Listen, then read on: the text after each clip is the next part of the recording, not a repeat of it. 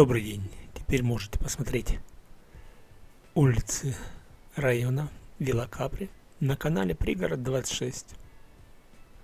Будут появляться по одному видео в день все улицы. Приятного просмотра. Звоните, приезжайте, покупайте.